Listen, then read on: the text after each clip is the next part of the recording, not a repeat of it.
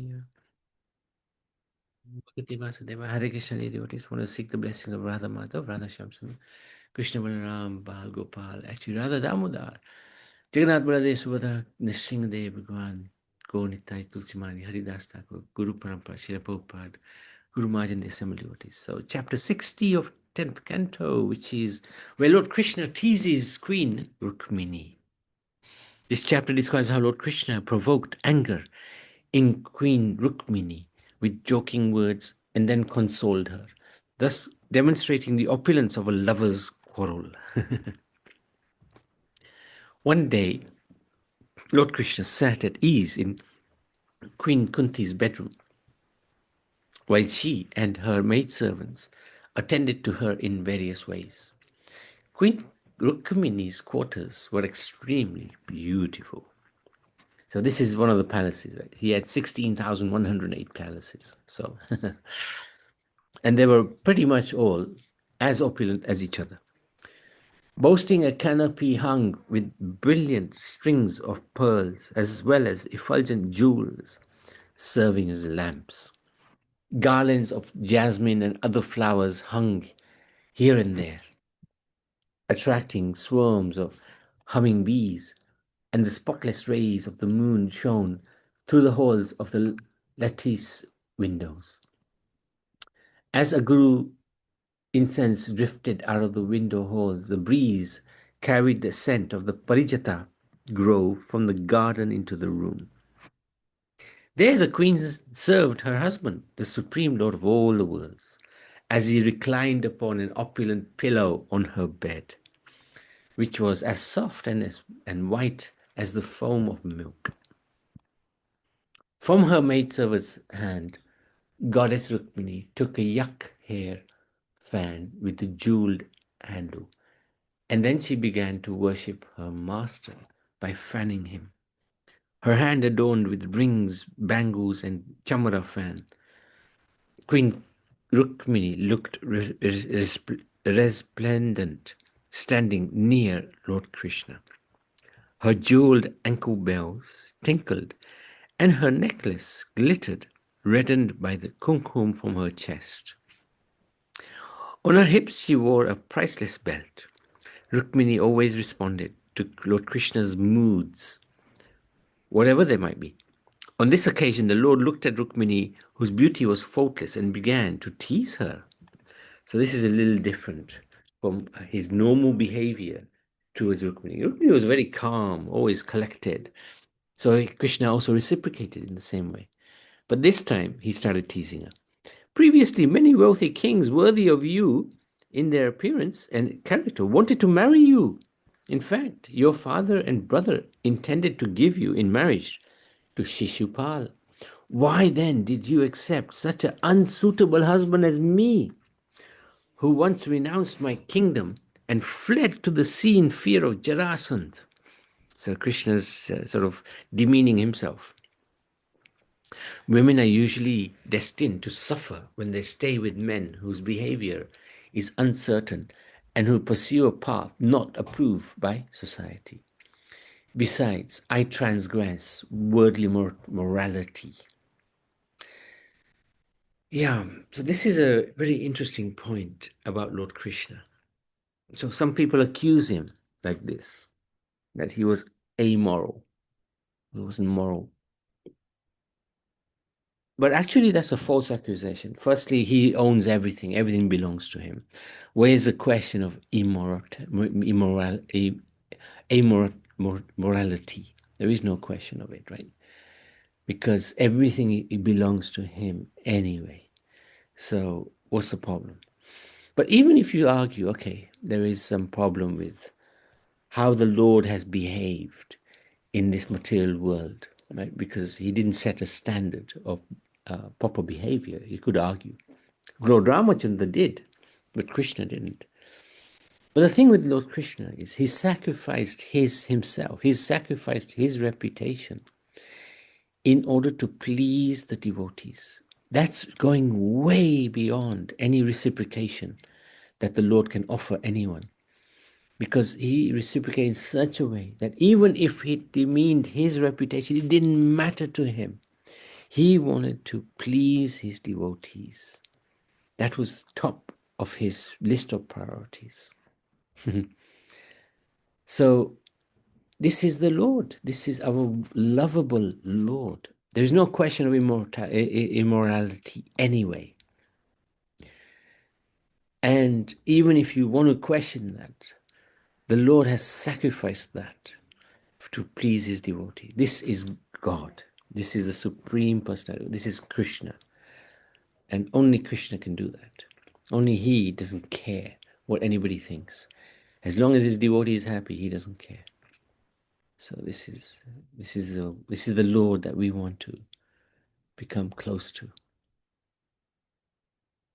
because he cares for his devotees. Anyway, he carried on. Because I own nothing, material possessions, I am dear to other paupers. Generally, Lord's devotees are little poor, like Sudama, for example. Certainly, the well-to-do would not worship one such as me. Marriage and friendship are proper between two persons who are equal in terms of their wealth, etc. But you didn't realize this, and therefore you chose me as your husband, even though I have no good qualities and am glorified only by deluded beggars. Wow, this is heavy stuff from Krishna. He's teasing Rukmini. Can she handle this? Your brother Rukmi, because she takes everything very seriously. Your brother Rukmi and kings like Shishupal all hate me. It was only to cut down their pride that I kidnapped you. But as for such things as body, home, wife, and children, I'm indifferent to them, being the self-satisfied personality of Godhead, transcendental to all material affairs. Who? Krishna stopped speaking, having destroyed Queen Rukmini's confidence that she was her husband's favorite. Because this talk was making her think, what's Krishna planning to do now? What's he going to do? He's saying I shouldn't have married him. Queen Rukmini had never before heard such unpleasantries from her beloved, the Lord of universal rulers, and she became frightened. A tremor rose in her heart, and in terrible anxiety she began to cry. With her tender foot she scratched the ground face downward, her voice choked up by extreme sorrow. She became stunned in extreme fear, pain, and sadness, fell unconscious. Krishna didn't expect that. Krishna saw that she had misunderstood his joking, and thus he felt compassion for her. Manifesting 4 arms, he picked her up from the floor and caressing her face, consoled her, whose mind was bewildered by his clever joking, and who did not deserve to suffer so. I know, Krishna is saying, that you are totally attached to me. It is only out of eagerness to see your lotus face adorned with the frown that I teased you. Because he was thinking she's going to have a go at him. But she took him seriously. Because she is the incarnation of... who's the rival of Radharani? What? Who's the rival of Radharani? Chandravali. Yeah, she's the manifestation of Chandravali. And Chandravali's mood is very much submissive, as is Rukmini. So she took him seriously. Do not be displeased with me. I know that you're fully devoted to me. I only speak in jest, dear lady, because I wanted to hear what you would say. To joke with one's beloved is the highest enjoyment for householders. These words dispelled Rukmini's fear of rejection. Seeing that Krishna had spoken only in jest, Rukmini gave up her fear that the Lord was rejecting her and went on to show how everything Krishna had said, denigrating himself, was actually glorification. She said, actually what you have said is true. We are a mismatch. After all, no one is equal to you, the omnipotent master of 3 principal deities, Brahma, Vishnu, Shiva, and I am a woman of mundane qualities. You lay down within the ocean as if afraid. of the material modes, and thus in pure consciousness you appear within the heart of as a supersoul. Indeed, even your servants reject the privilege of royal dominion, which leads to the blindness of ignorance. Just as your activities are transcendental, O Lord powerful, O powerful Lord, so too are those of your followers. You possess nothing because there's nothing beyond you. Even the great enjoyers of tribute, Brahma and other demigods, pay tribute to you. Those who are blinded by their wealth and absorbed in gratifying their senses, do not recognize you in the form of death. Yeah. Desiring to attain you, intelligent persons abandon everything else. It is they who are worthy of your association, not men and women absorbed in the pleasure and grief resulting from their material lust. Desiring to attain you, intelligent persons abandon everything else. It is they who are worthy of your association, not men and women absorbed in the pleasure of and grief resulting from their material mutual lust. You are so gracious that you give away even your own self. See, this is what he does. This is Krishna. He gives away everything to his devotees. Leaves nothing for himself. I choose you as my husband. What interest then could I have in any other suitor? And I think this point here, he gives himself, is such an important point. And it shows the humility of God, the attachment he has for his devotees. And that is why devotees love Krishna. It's not that they want him to give everything to others, to them, but that's his mood. That is his way of reciprocating. And it's so endearing because it is so personal. It is so, one-to-one, or sort of one-to-one basis. No other Supreme Personality gives this except Krishna.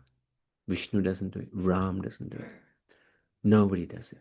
Only Krishna does this. That's why he's so unique. You drove off the assembled kings with the resounding twang of your sarang bow, and you did not take shelter in the ocean out of fear of those kings. Wanting your association, the best of kings, Anga, Vainya, Jayanta, Nahusa, Gaya, and others, abandoned their sovereignty and entered the forest to seek you out. The aroma of your lotus feet awards people liberation and is the abode of goddess Lakshmi. What woman would take shelter of any man after savoring that aroma? May your feet, which give freedom from illusion by approaching their worshipper,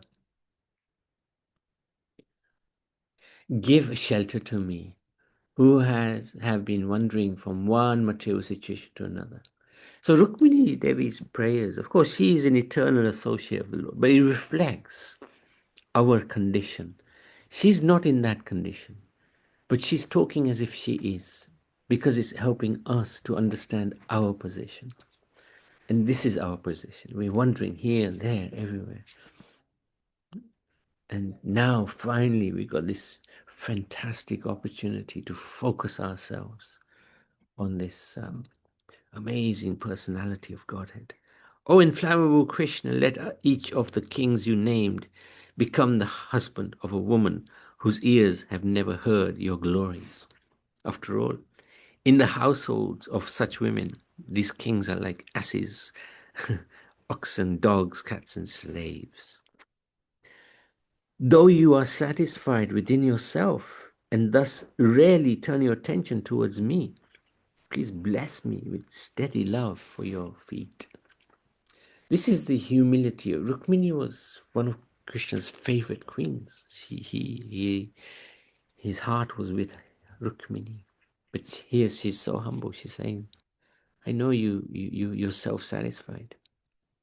And he is, of course, he is fully self-satisfied. But yet, even though he's fully self-satisfied, he still pleases his devotees. And she's asking for something that we should ask for. Bless me with steady love for your feet. An intelligent man should not keep an unchaste wife, for if he does, he will lose his good fortune, both in this life and the next life. Whew. Amazing, amazing prayers. So good. Lord Krishna then spoke to Rukmini with deep affection. I deceived you only to hear you speak wonderfully like this. So Krishna really enjoyed what she said. Whatever benedictions you hope for in order to become free of material desires are ever yours. For you are my unalloyed devotee. I have now seen firsthand the pure love and chaste attachment you have for me. I did not intend to agitate your mind with my joking words. Rather, I wanted to demonstrate the strength of your chastity.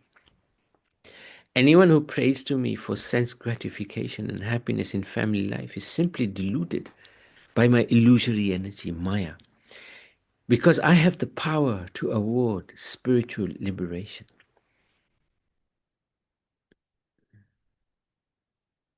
It's a bit like that woman who sees the king pass and she's just lost her this thing that she was carrying on her head, and the king says to her, what do you want?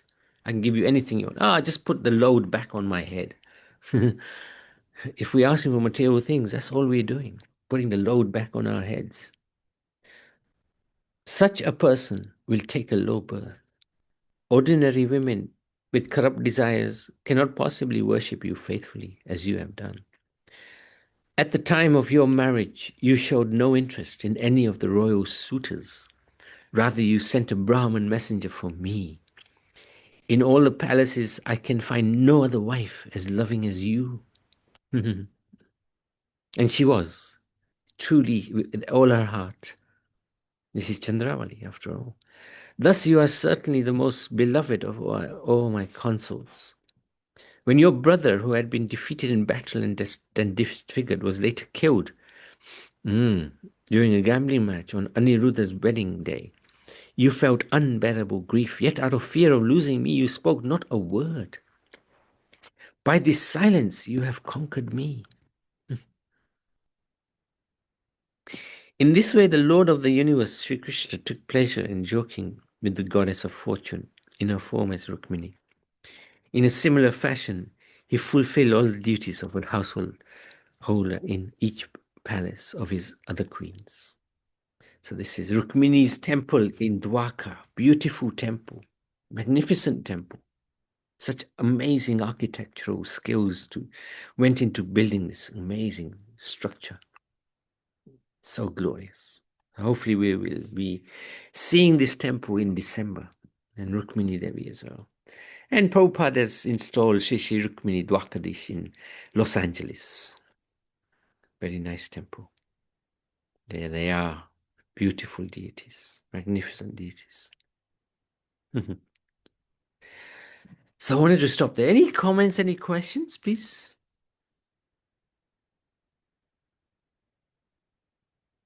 Only one chapter today, but such an important chapter. Okay, we can stop there. Thank you so much. Rukmini Devi ki jai. Shri Shri Radha Krishna Bhagavan ki jai.